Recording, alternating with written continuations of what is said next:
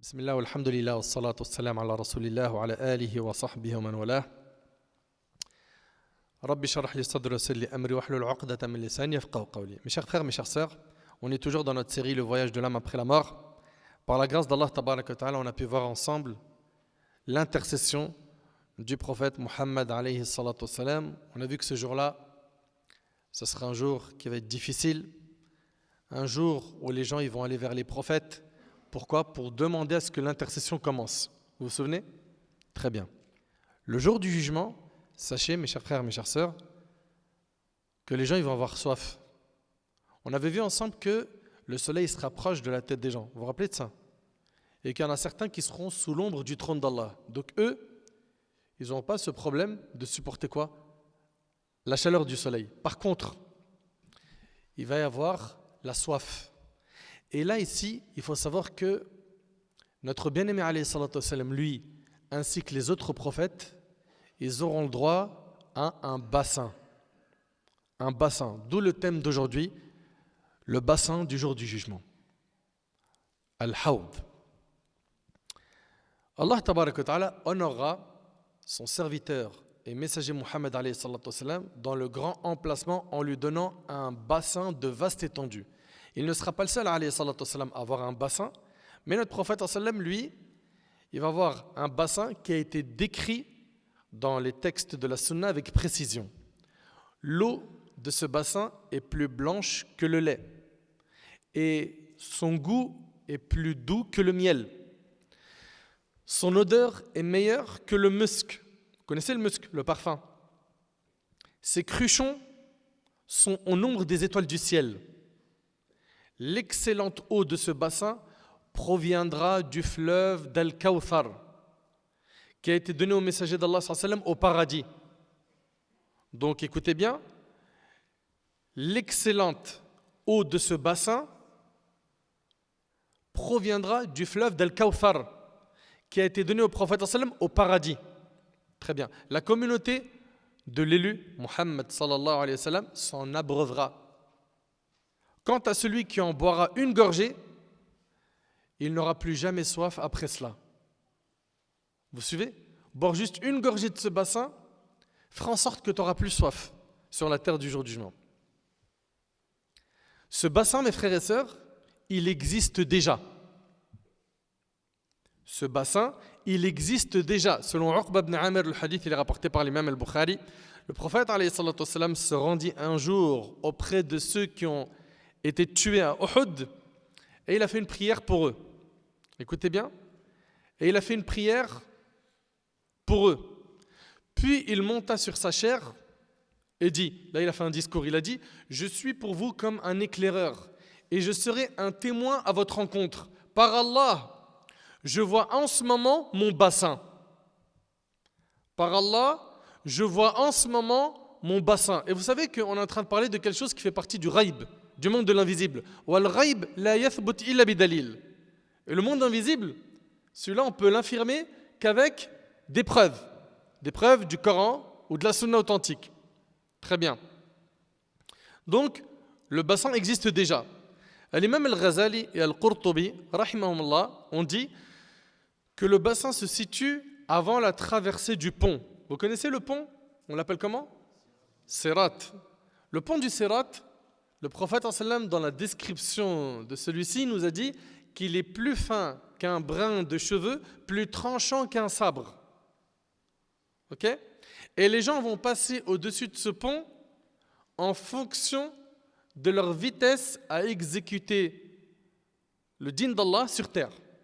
C'est-à-dire que ceux qui mettent en pratique rapidement le din d'Allah, c'est-à-dire quoi ? Il entend que ça c'est obligatoire, je fais, ça c'est interdit, je m'abstiens, ça c'est sunna, il se presse, il se hâte à faire le bien, et bien plus tu seras rapide à faire le bien sur terre, plus tu feras partie de ceux qui seront très rapides lors du passage au-dessus de ce pont qui est au-dessus de l'enfer. Ok ? Il y en a qui vont passer à la vitesse du vent, d'autres à la vitesse du clin d'œil. T'imagines ? Donc Al-Ghazali et Al-Qurtubi, rahimahumullah, ont dit que le bassin se situe avant la traversée du pont. dans les arènes de la résurrection. Ils ont pris comme argument le fait que l'on acheminera quelques-uns de ces buveurs en enfer. Or, si le bassin se trouvait après le pont, ils n'auraient pas pu y accéder. Ibn Hajar rahimallah est disposé à accepter l'opinion de Bukhari au sujet du bassin, selon laquelle le bassin se situerait après le pont. Donc on a deux opinions. On en a une qui est Al-Qurtubi al-Ghazali, ils disent que le bassin il sera avant le pont. Et celle d'Ibn Hajar, c'est un grand savant, rahimahullah, il dit que ce bassin, on le verra quand? Après le pont du Sirat. Vous suivez? Le pont qui est au-dessus de l'enfer. Pour ce qui est de l'argumentation d'Ibn Hajar, il dit ceci parce qu'il a été rapporté des hadiths concernant le bassin après les hadiths concernant l'intercession et le dressage du pont. Cependant, Al-Qurtubi a opté pour l'explication la plus probable. L'explication la plus probable, wallahu a'lam, c'est quoi? C'est que le bassin il se trouve avant le pont et pas après. Ok? Les hadiths rapportés à propos du bassin, ils sont nombreux, ils sont authentiques. Plus de 50 compagnons du prophète ont rapporté, d'après le prophète, des hadiths concernant le bassin. C'est ce qu'on appelle des hadiths qui sont mutawatir, notoires. Okay? On ne doute pas de l'authenticité de l'information de quoi? D'un hadith mutawatir. D'après Abdullah ibn Amr, soyez attentifs. D'après Abdullah ibn Amr, radiyallahu anhu an jami' as-sahaba, le prophète a dit « Mon bassin a une longueur d'un mois, donc il est grand. Ses côtés sont égaux, son eau est plus blanche que le lait, son odeur est meilleure que celle du musc, et ses cruchons au nombre des étoiles du ciel. Celui qui s'en abreuvera n'aura plus jamais soif, rapporté par Bukhari Muslim. » Et d'après Samura ibn Jundub, le hadith il est rapporté par Tirmidhi, le prophète a dit « Certes, chaque prophète a un bassin, c'est-à-dire le jour du jugement. » Vous entendez? Chaque prophète a un bassin. Certes, il se vante concernant celui qui a le plus de personnes s'y rendant.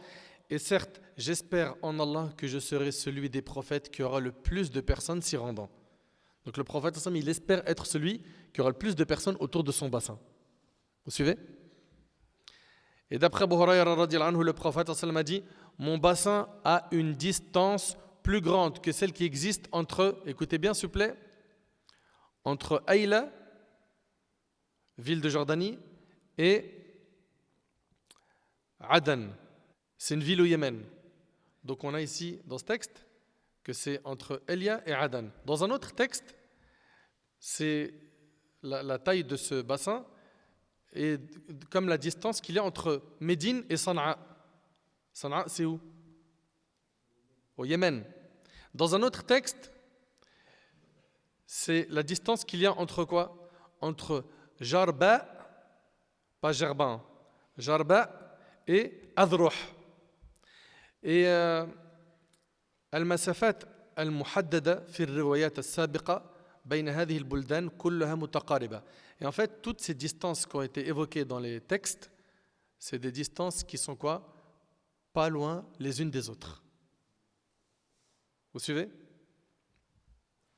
Et ce qui est rapporté, c'est que le prophète, une fois, il a donné telle distance à telle personne. Pourquoi? Parce que c'est ce qui lui permettait de mieux comprendre en fonction des villes qu'il connaissait. Et un autre, il lui a donné 2 autres villes. Et un autre, 2 autres villes. Okay? Pour que la personne puisse comprendre la taille du bassin. Dans ce hadith, le prophète, il dit « Sa blancheur, celle de l'eau, est certainement plus blanche que la neige et plus douce que le miel mélangé au lait. Ses récipients sont plus nombreux que les étoiles. Et certes, j'empêcherai des gens d'en boire comme l'homme empêche les chameaux d'autrui de boire de son bassin. » Le prophète, il va empêcher des gens de boire de son bassin, comme certains qui empêchent les chameaux d'autrui de boire de son bassin. Vous suivez?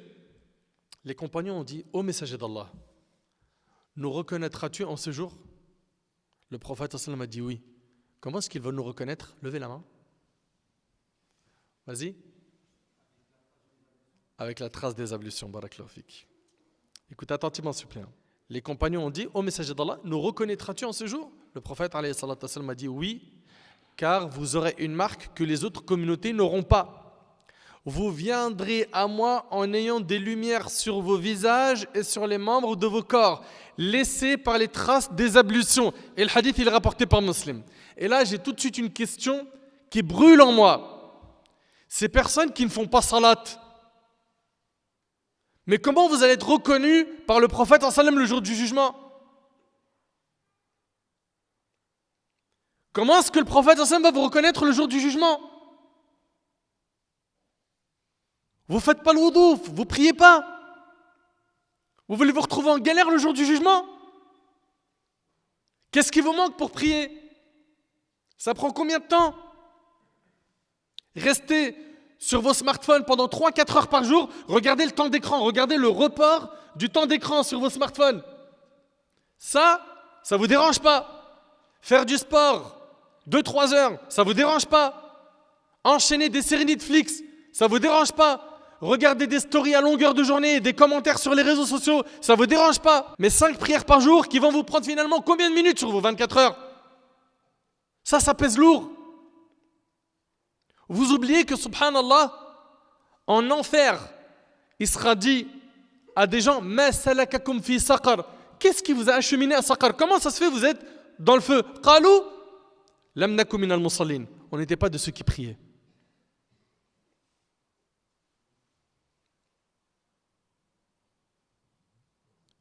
T'imagines? Tu t'exposes à ce châtiment parce que t'es paresseux, t'es fainéant.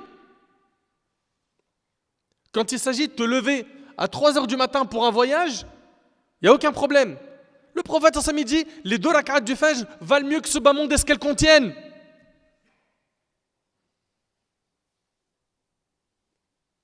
Pour de l'argent, pareil.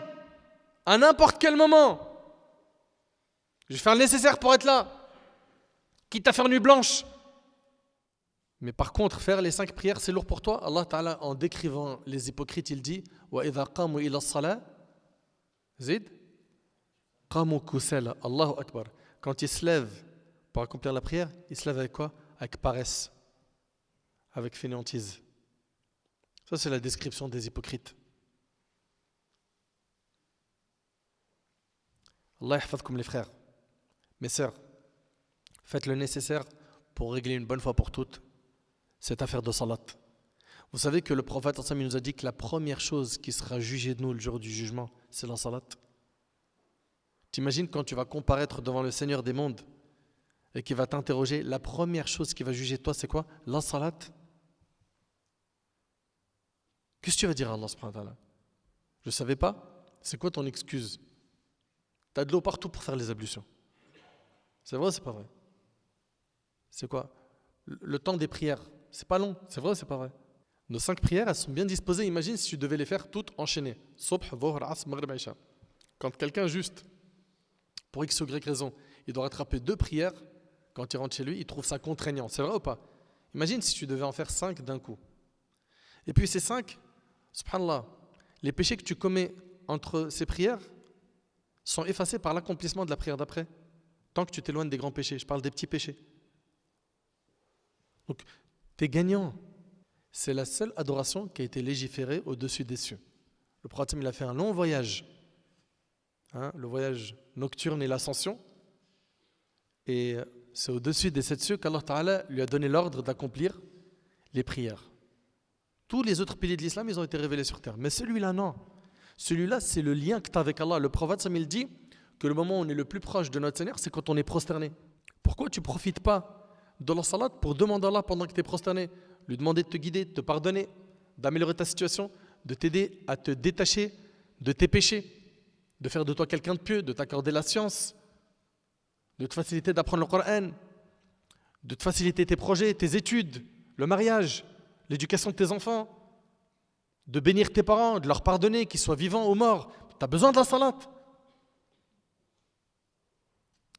Donc Allah barik fikum mes frères, mes sœurs, à partir d'aujourd'hui, Allah yahfadak, tu n'as pas d'excuses. En plus, subhanallah, regarde, tu es malade, tu as le droit de la prier assis. Tu n'arrives pas à prier assis parce que ta maladie t'empêche, tu as le droit de prier allongé en faisant ce qu'on appelle ima. C'est-à-dire que tu bouges la tête pour l'inclinaison et tu la bougeras un peu plus pour la prosternation. Si tu es incapable de bouger la tête à cause de ta maladie, tu peux même prier avec quoi? Avec tes yeux en étant allongé. Tu n'arrives pas à faire les ablutions à cause d'un cas de force majeure, une maladie qui t'empêche d'utiliser l'eau, tu as le droit à quoi? Tayammum, avec une pierre ou avec de la terre.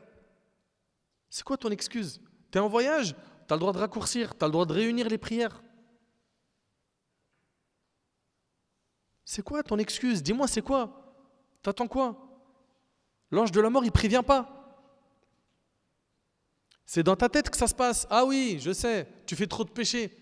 T'attends d'être clean pour commencer à faire la prière. On en a déjà parlé avec vous plein de fois. Celui qui dit ça, c'est comme quelqu'un qui dit, moi, je suis malade physiquement et je prendrai mes médicaments que quand je serai guéri. Qu'est-ce que vous dites de lui? Je dis, c'est pas normal, c'est vrai ou pas? On prend le médicament pendant qu'on est malade, pas quand on est guéri. Ben, la prière, c'est le médicament de ton âme. C'est elle qui va t'aider à te détacher des péchés que tu fais. Allah Ta'ala dit Inna salata tanha anil fahsha wal munkar. La prière préserve des turpitudes et du blâmable. Prie, Allah il va t'aider à te débarrasser de quoi? Des péchés que tu fais. Allah Ta'ala dit Wasta'inu bis sabri was salah. Recherchez le secours dans quoi? Dans l'endurance et la prière. Tu as besoin du secours d'Allah? Prie. Le prophète, dès qu'il avait une épreuve, la première chose qu'il faisait, c'était la prière. Il invoquait Allah. Toi, explique-moi comment tu fais. Vous viendrez à moi, dit le prophète, en ayant des lumières sur vos visages et sur les membres de vos corps laissés par les traces des ablutions. Mes frères, mes sœurs, Allah yahfadkom, on fait le nécessaire pour corriger le tir. Ceux parmi vous qui jusqu'à maintenant ne faisaient pas salat, explique-moi. Allah Ta'ala t'a comblé de bienfaits. Pourquoi est-ce que tu refuses à être reconnaissant envers ton Seigneur en priant? Sachant que la reconnaissance, ça se fait de 3 manières. Par le cœur, en ayant la certitude et en croyant que tous les bienfaits viennent d'Allah. Par la langue, en disant Alhamdulillah. Mais la reconnaissance envers Allah, c'est aussi par les membres du corps. C'est-à-dire quoi? Par l'adoration. Donc quand tu pries, tu es en train de montrer ta reconnaissance envers Allah, qui t'a donné la santé, qui t'a donné à manger, qui t'a donné à boire, qui t'a donné énormément de bienfaits. Qu'est-ce que t'attends pour prier? Qu'est-ce que t'attends? Enfin, mes frères, mes sœurs, Allah barik fikum, on corrige ça. D'après Thawban, le prophète sallam a dit, il y aura 2 gouttières déversant de l'eau du paradis, remplissant et rajoutant l'eau du bassin. L'une est en or, l'autre en argent, rapporté par Muslim. Et sachez que ce jour-là, il va y en avoir qui vont être chassés du bassin du prophète sallam. Écoutez attentivement, s'il vous plaît, parce que Wallah, ça fait peur. De nombreux hadiths ont été rapportés où le messager d'Allah sallam a évoqué quels seront ceux qui s'abreuveront de son bassin et ceux à qui l'on interdira d'en boire. L'imam al-Bukhari et Muslim ont rapporté d'après Abdullah ibn Mas'ud radiyallahu anhu, le prophète sallam a dit je vous devancerai au bassin et certainement des hommes d'entre vous me seront envoyés. Puis quand je me précipiterai vers eux pour les en abreuver, c'est alors que devant moi, on les écartera de moi de manière rapide. Je dirai, ô mon Seigneur, mes compagnons.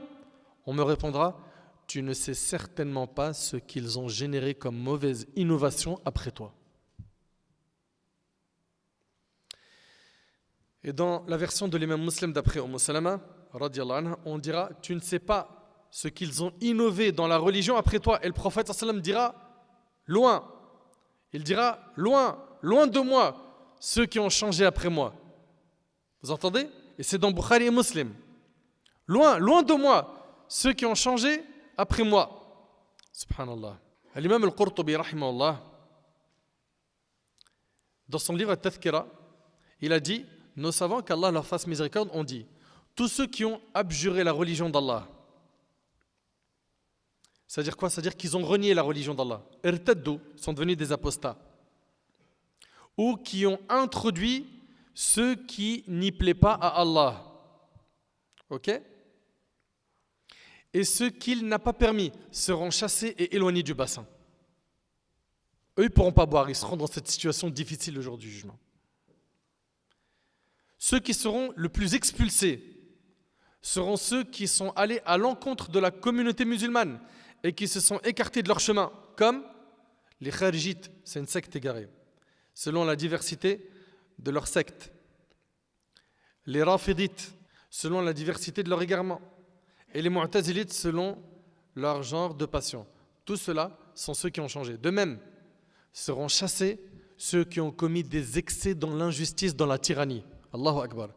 Ceux qui ont fait des excès dans l'injustice, dans le dhulm, ils seront chassés. C'est-à-dire qu'ils ont les traces des ablutions. Vous suivez?